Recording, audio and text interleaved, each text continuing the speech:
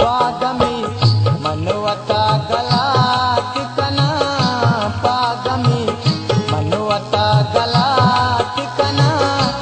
उल्ली मलबूरतई कमात कना उल्ली मलबूरतई कमात कना चमकारे अगा पारवा चमकारे अगा पारवा अर्चिलू के तरा मदात कना अर्चिलू के तरा मदात कना